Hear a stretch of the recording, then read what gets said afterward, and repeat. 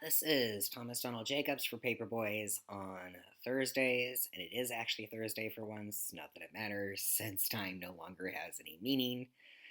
But today's vlog, I'm going to discuss the transgender sports ban in Mississippi, where my family lives. And we got four things going on here, which show beyond a shadow of a doubt that this has nothing to do with protecting, um, as is often claimed, uh, cis female athletes. First, there's no evidence that transgender people, in particular trans feminine people, pose any kind of threat to cis women athletes. Um, not at a collegiate, amateur, or especially high school level, and certainly not after someone has been placed on puberty blockers or been on hormone replacement therapy for some time. Now, Jessie Gender has already done uh, that topic in a couple of well-researched vlogs. I'll put the links below with my sources. Second, these bills are having negative effects on cis female athletes. That we do have evidence for. For example, the only clear-cut case of any transgender high school student actually dominating a sport is that of Mac Beggs. He's a trans guy who was forced to compete against cisgender girls in wrestling because of policy in Texas. So, not quite the intended effect of these bills, at least the ostensible intended effect. Another negative consequence for cisgender female athletes that we are seeing on a more international level in the guise of concern in this gend up debate is that cis female black athletes are being excluded from competition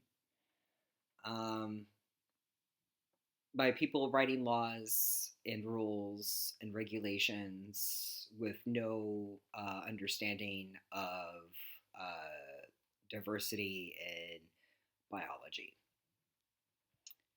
So there is that opposite consequences of what is claimed to be the intent, as well as a healthy dose of, surprise, surprise, racism. Third, at least in Mississippi, there's no evidence that hordes of little trans girls are trying to take over girls' sports. I found exactly one transgender girl who was fighting her local high school's school board to compete on a girls' sports team. That's not how genuine laws are written. You don't write an actual piece of legislation in order to discriminate against an entire class of people on the basis of one instance. That's not legit. And lastly, the sports ban in Mississippi, at least, was already in violation of SCOTUS's bar-style ruling on the Equal Protection Clause of the 14th Amendment before it was even signed. And there's no chance that it will pass judicial scrutiny once it is challenged and comes up for review, as it inevitably will. In fact, the Justice Department is already involved in court cases against 2 other states trying to pull the same bullshit stunt. So, no evidence that this is necessary. Negative impacts for actual cisgender female athletes. And obsolete before they've even been signed. So why do it? Well, in the case of Mississippi, at least, it serves a useful distraction from the problems that the state has, because the state has a lot of problems. We've never been top of the charts in terms of quality of life metrics. We're one of the poorest states, one of the unhealthiest states, and as of 2019, we were ranked actually the least educated state in the country. And that's not surprising, considering that we spend well below the national average on education and continually fail to meet even our own spending targets. And when you look at that in terms of high school athletics, Mississippi also has one of the largest gender gaps in the nation when it comes to participation. Girls' sports are extremely underfunded and very undervalued. Now, there's a couple of things going on with that, and it's not all to do with allocation of public monies by local school boards or individual schools. It also has to do with support by the booster clubs, who often will make up shortfalls in budgets for athletics in high schools in Mississippi. And I can say with complete certainty that booster clubs tend to support boys' sports teams much more regularly and fervently. Even the best high school girls basketball team does not receive anywhere near the level of support that the shittiest boys football team will receive. And that's in part a cultural thing.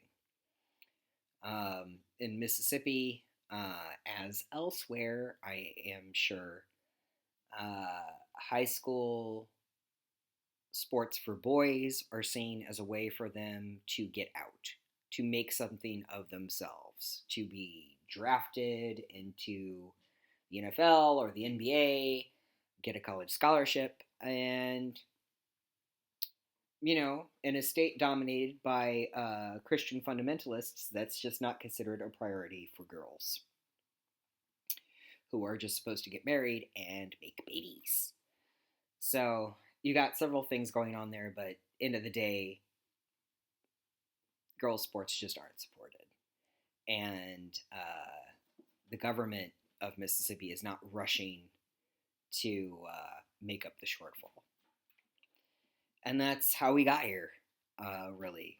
Incompetent, corrupt politicians who have not prioritized education in any meaningful way, because it serves their purposes to have a population of voters that lack critical thinking skills.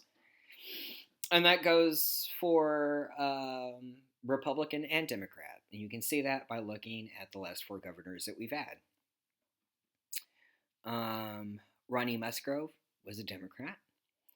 And you had Haley Barbour, former chairman of the RNC. You might remember that fat sack of shit from when he tried to run for president. Both of them were more interested in supporting private segregated schools set up and run by conservative citizens councils rather than properly funding public schools. Now, if you don't know who conservative citizens councils are, that's basically the KKK minus the sheets.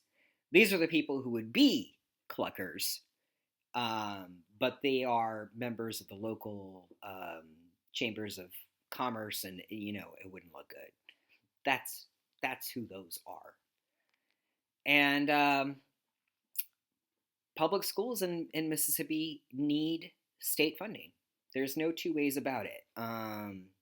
Many high schools and middle schools and elementary schools in the state are Title I schools, including my own high school. And that means that over 40% of the students are from low-income households. And as in other states, education funding, the most basic funding comes from local property taxes. And if you're in an area where that many people are poor, you kind of hooked without some state support.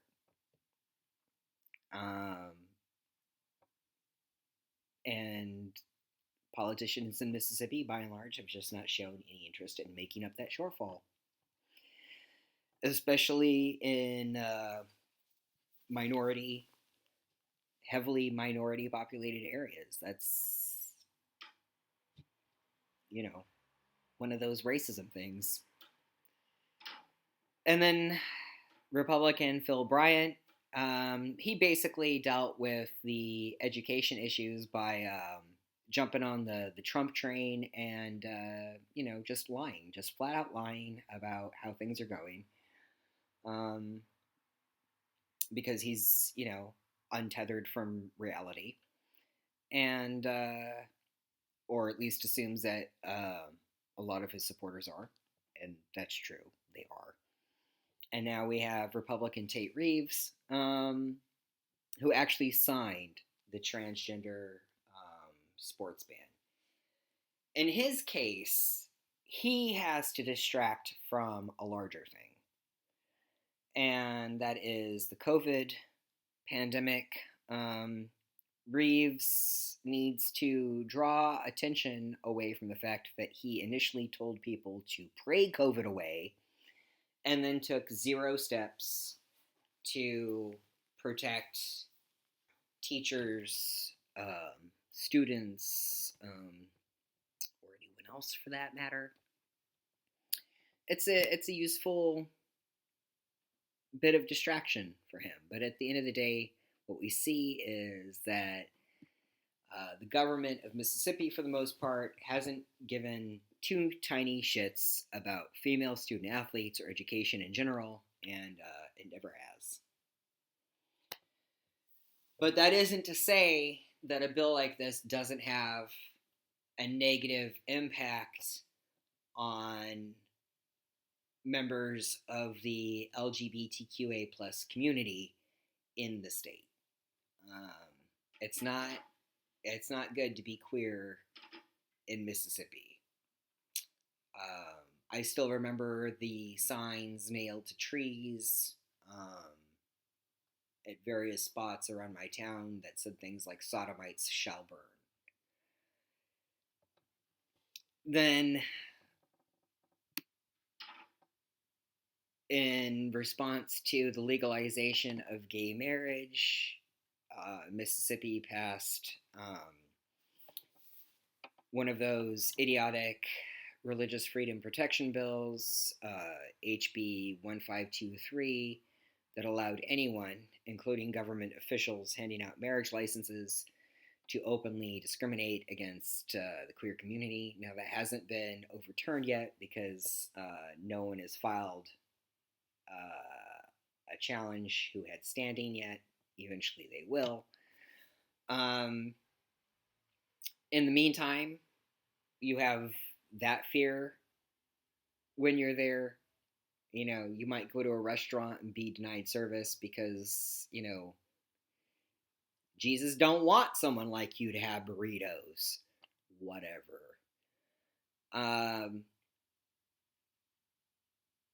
And now this transgender sports ban, it's having a measurable impact on people living in the state, especially younger people.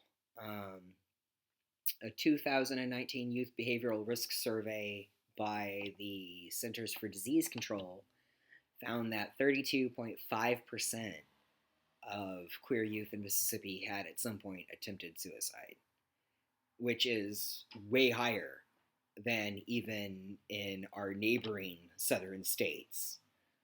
So, yeah, things are not good. Mississippi is at the front of the pack in the race to the bottom.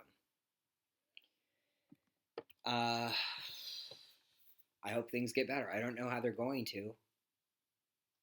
I have zero recommendations except that, legal public policy projects do their best to support people who might file court challenges, because we need these laws to be struck down. They're not going to change out of the goodness of the hearts of the people of Mississippi. We were the last state to finally file officially to end slavery. Yeah. And that was in 2000 and something. So, we have to be dragged kicking and screaming into the modern era, and this is the only way it's going to happen. And for those of you who don't live in Mississippi, if you think that one of these transgender sports bans is a good thing and a way to protect your daughter, I'm just going to say you should probably take a look at what the funding priorities are where you live. Because if your daughter ain't living her best life as a track and field star, it's not because of some imaginary trans girl beating her in a foot race. It's because your kid's probably racing without shoes and on a dirt track. So, something for you to consider. I'd also be extremely concerned about a bill like the one they passed in Florida that says kids' genitals will be inspected. Yeah. If some old white dude is that interested in the contents of your kid's pants, I'd be concerned. Because that's some pedophile shit. Yeah. So, all things for you to think about.